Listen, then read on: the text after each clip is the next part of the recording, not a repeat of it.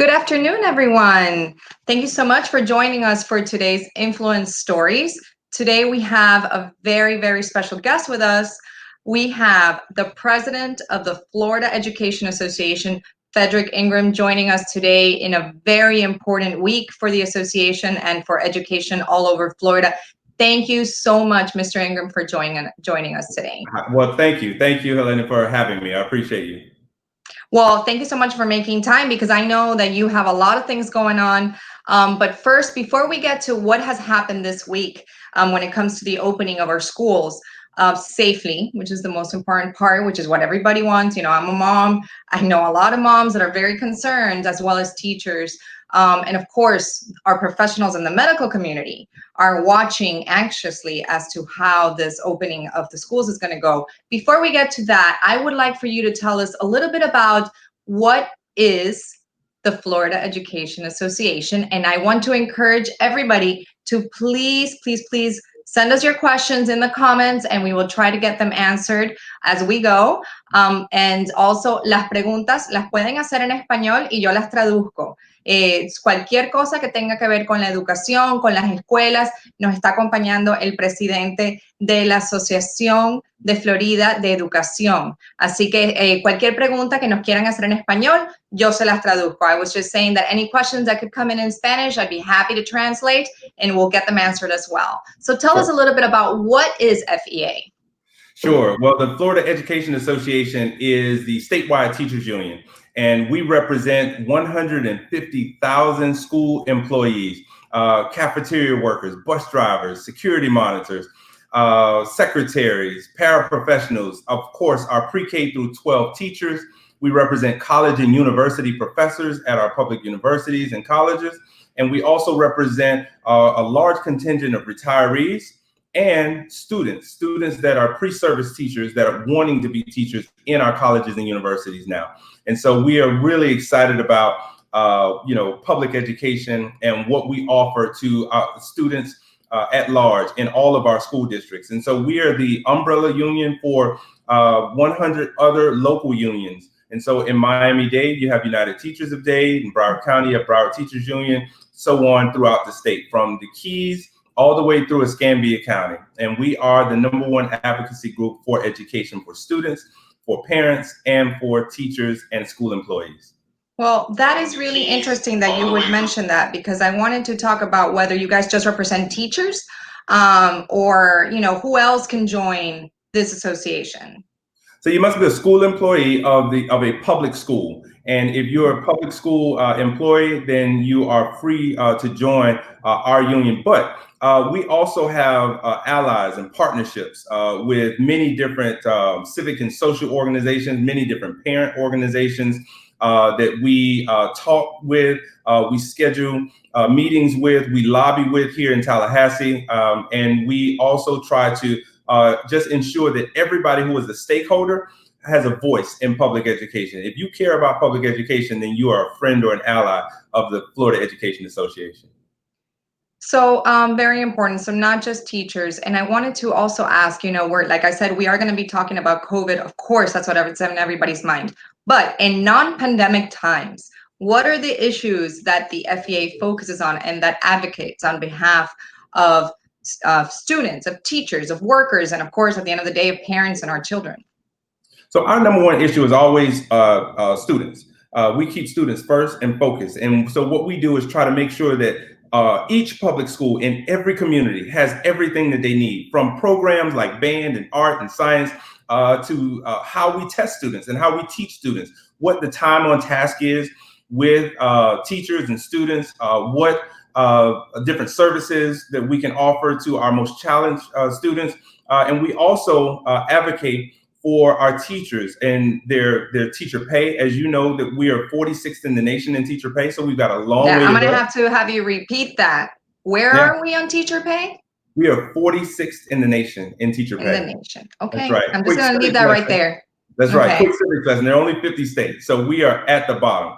And unfortunately, we historically underfund public education through our lawmakers and people who actually make public policy for our schools.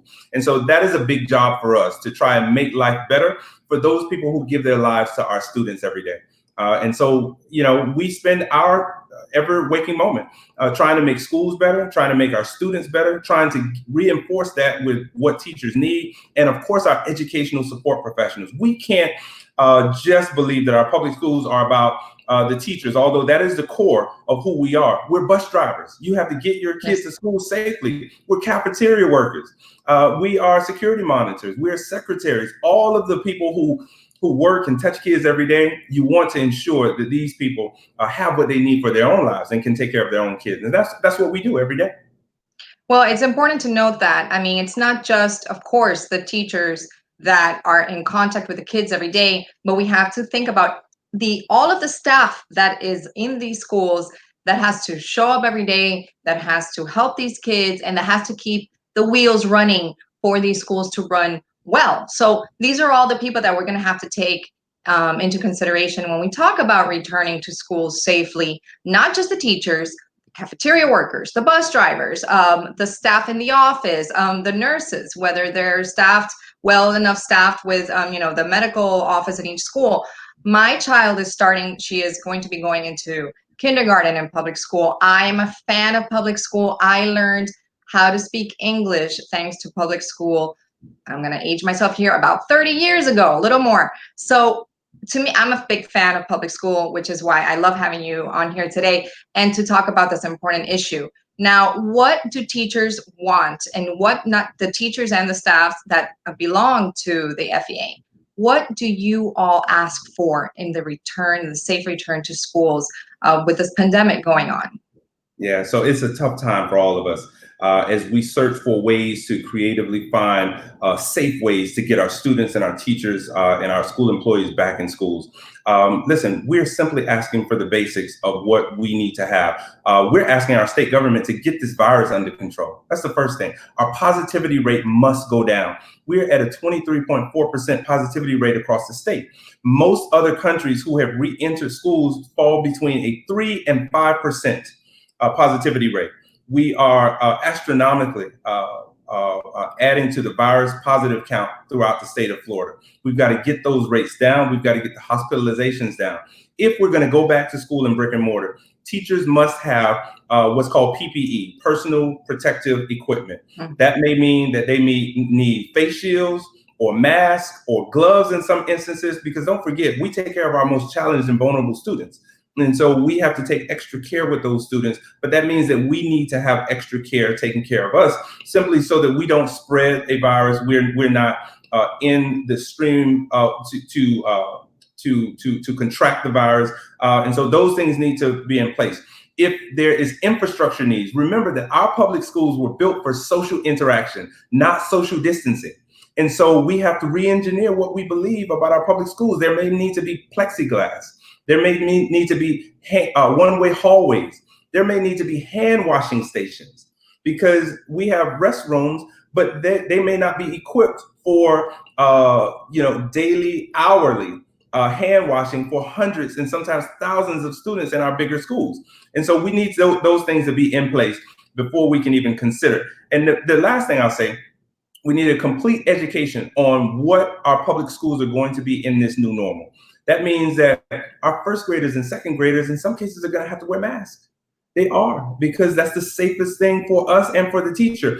But we need parents to understand that. We need our stakeholders when they go in stores. So everybody has to be a part of that particular type of education, because that's not an easy feat to ask a 5, 6, 7, 8-year-old to keep on a mask all day. How do we do recess? How do we do band classes?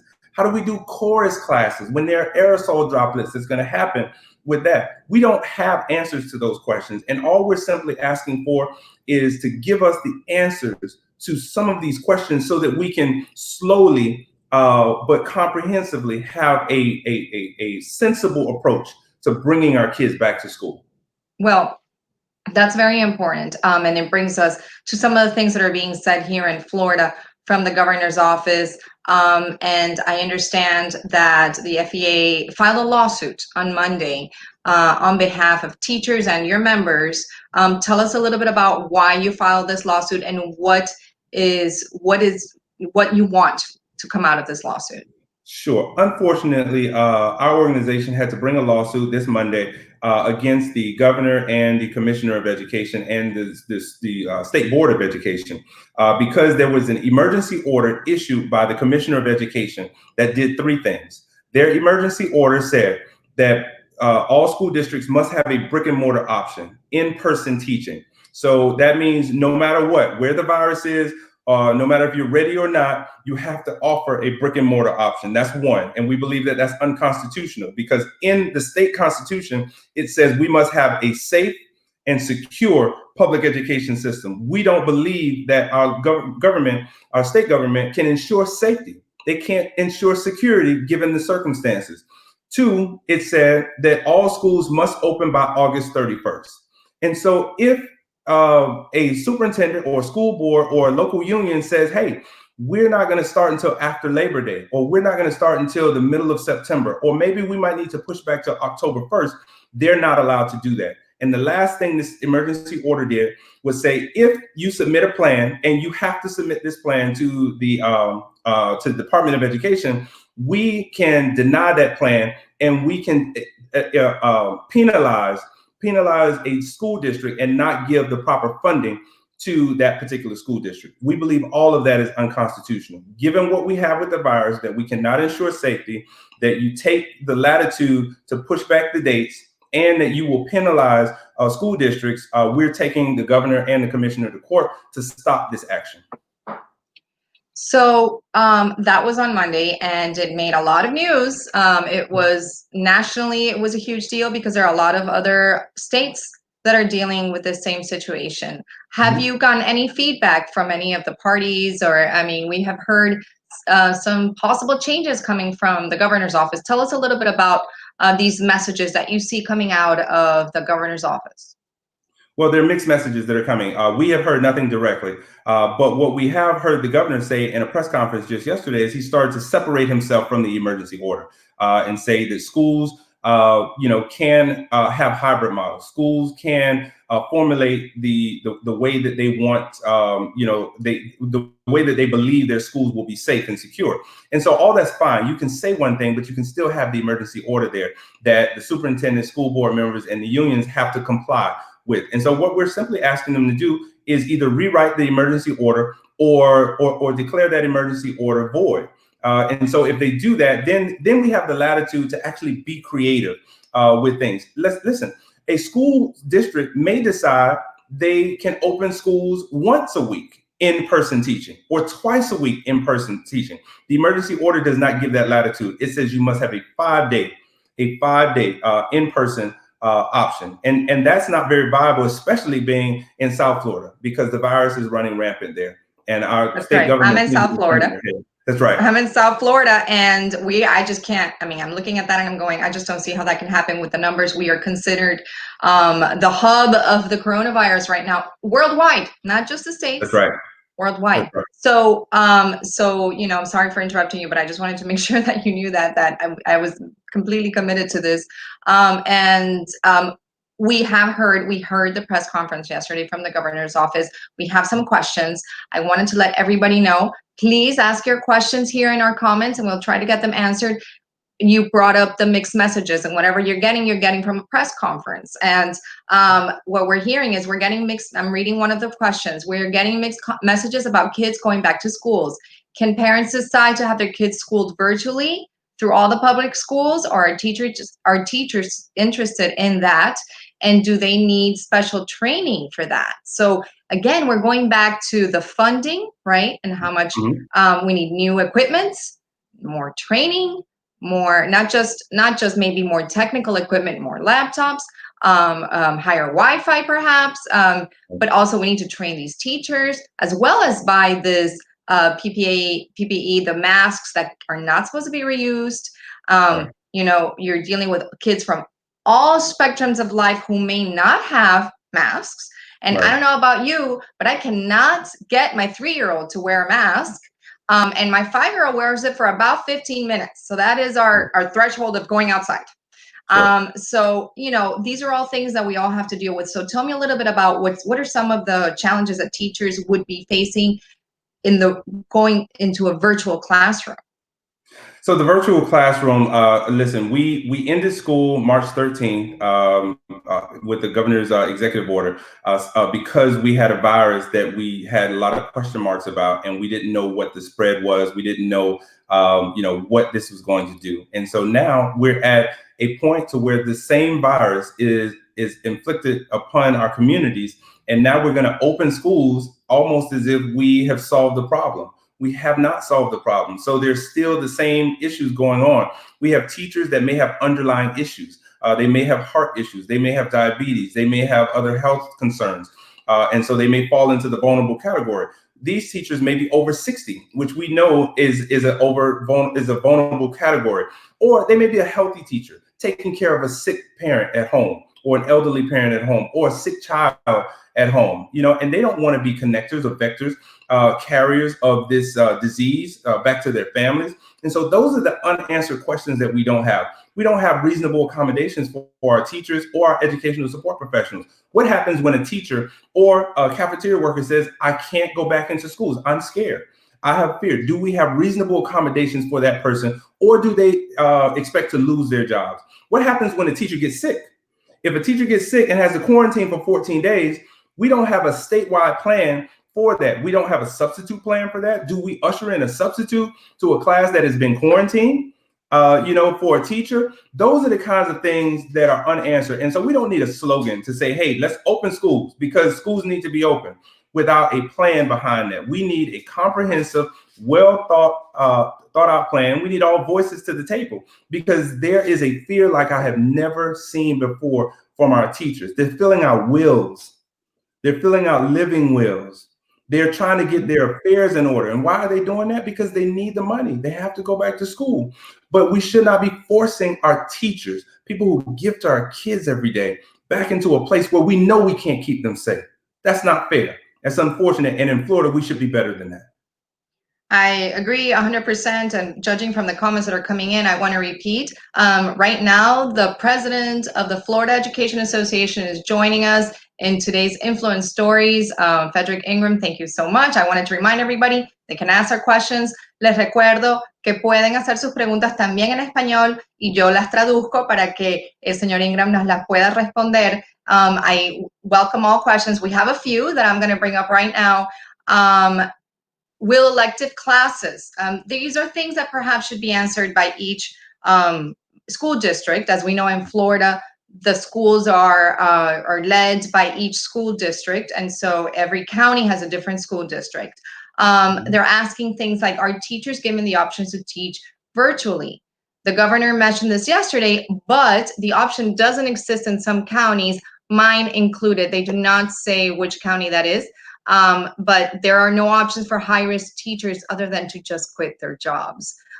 Where does the FEA stand on this? So again, that's why we filed a lawsuit, for all those reasons, because there is no safety or security that is ensured by the state. We understand all of the different issues that are coming from our teachers, not only fear, but real concrete issues of sickness, underlying issues, pre-existing conditions, age requirements. If a teacher gets pregnant, they fall into the vulnerable category, or the high risk category. So what happens there? And how are we going to handle that particular situation? So listen, what we're asking all teachers to do is contact the governor and contact the commissioner of education, because those are practical things that you can do. Make sure you keep an eye on your district. I am very pleased with what's going on in Miami-Dade County with the collaboration between the superintendent, the school board, and the school union. They seem to be working together very collaboratively and cohesively, and trying to be very practical and pragmatic about marching kids back into school. And so listen, at the end of the day, teachers want to be there. We want to teach. That's what we do. We signed up for this, and at a time where our teachers usually get giddy at this time of year, getting ready to get their kids back in school, theming out their classrooms, going to spend their own monies to prepare for their kids. That's what we do every single year. Teachers are are more fearful than I have ever seen in my 24 years in education. I've never seen anything quite like what we have going on right now. It's a very regrettable situation. I want to read some things about the survey that was released today by FEA about concerns about rushing to reopen school campuses. I'm just going to highlight some of the things in there. 76% of educators do not have faith that their school can be reopened safely. And when given the choice, fewer than 10% of educators would choose to go back to work in person this fall as scheduled, with 76% wanting either to continue exclusively with virtual learning or a hybrid model. Now, 77% of parents, these are not people that work for the school system, but that are just parents like myself, would prefer either to continue with distance learning or a hybrid model as opposed to returning completely to in-person this fall. So it's not just something that you guys are plugging out of the air. These are figures, and judging from the comments that we have coming in right now, it's very evident that people are very, very concerned about returning to school.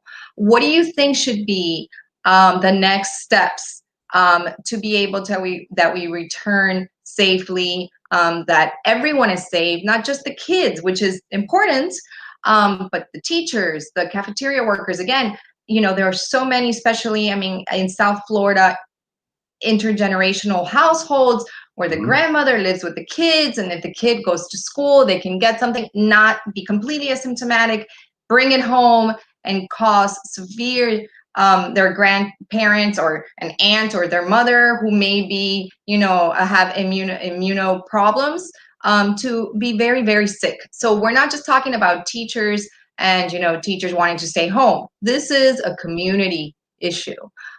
So what do you think would be the next steps that we need to take as parents to be involved, as members of the community who all are touched by our school systems? Sure. So let me step out of my realm here, and let me tell you what I would do if I was the governor of the state of Florida. I would make a public pronouncement that we had to have a 14-day decline in our positivity rates. And so that means that everybody has to practice social distancing. If we want these schools open, we need to see masks in all public places. We need to ensure that people are not congregating around this state. And we need to enforce those things as much as we possibly can. That's number one. Number two, we've got to see the positivity rate go down. You cannot open schools in an area that has above a 20% positivity rate. That means 1 in 5 people are going to be impacted by this particular virus. That is way too high and much too risk. Because whose child is it? Is it mine? Is it yours?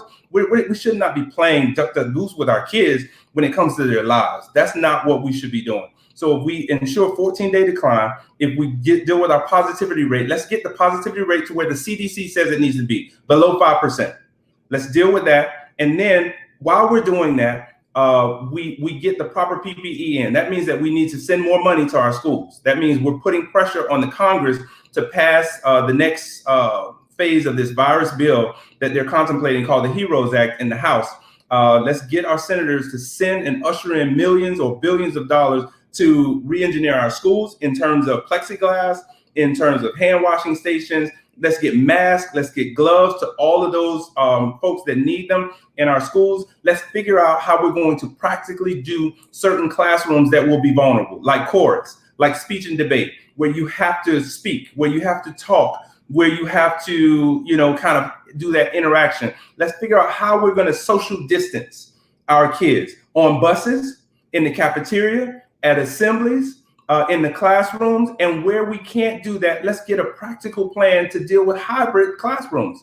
We can do this if we give ourselves time, if we come together and talk this out, and we have all voices at the table. That's a practical application. And then let's deal with professional development for everybody, for our community at large. You must wear a mask. You must social distance. You must stand 6 feet from the next person. Those are the practical things that we have to have before we go into schools, and do it safely.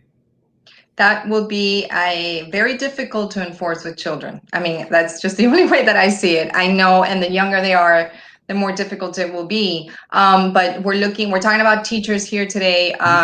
We are talking, there's some teachers commenting here from different parts of Florida. Teacher choices in my county: take a leave of absence, early retirement, or resign. More comments. Teachers don't have the time to wait for these decisions. We are being asked to let admin know as soon as possible so they can hire replacements. So that is the situation in different counties around Florida, where teachers are asked to make this impossible. Teachers and admin, I imagine, admin staff and cafeteria and bus drivers. Again, I repeat, this is not just for teachers, but they are being asked to make a decision as soon as possible, or they will be replaced. So what is that? What can we say? Yeah, because I think that's a little bit of an insult to our educators. Shame on those who are giving our teachers a false choice, given this situation. Our teachers give their lifeblood and soul to these kids every single day. Every year they come back year after year, not for the money, because we're paid abysmally in the state of Florida. And we're treated disrespectfully by public policymakers. And, people, have gotten a renewed sense of an appreciation for teachers because they've gotten their kids home and they realize how hard it is to educate kids. It really is a hard job. But we ought to be putting pressure on these folks to say, look, last year we started the school year with over 3,000 classrooms that did not have a certified teacher. Let me repeat that. Last year, we had 3,000 classrooms that did not have a certified teacher. There are no replacements. There is no bench. There are no people who are rushing into education. You got us. If you're going to have us and you're going to retain us, then treat us fairly. Respect the fact that we want to stay alive and we want to keep other kids alive and we love our jobs and we want to get paid to do it. It's just that simple. We're not asking for anything special. We're not asking for anything that anybody else doesn't have. We love our jobs. We love to live and we love our own families as well. This is a matter of life and death. People are dying out there. And so when a superintendent or a school board or a governor or a commissioner of education says, hey, I'm going to fire you if you don't come back to work. Well, listen, what are you saying about who we are as a society? You're talking to a first grade teacher. You're talking to a counselor.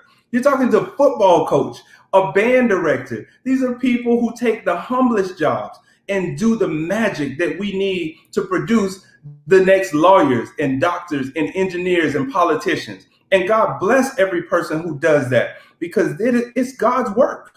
And so I'm really insulted when I hear stuff like that teachers have a false choice to make. You come back, risk your life, or you're fired. Well, shame on those.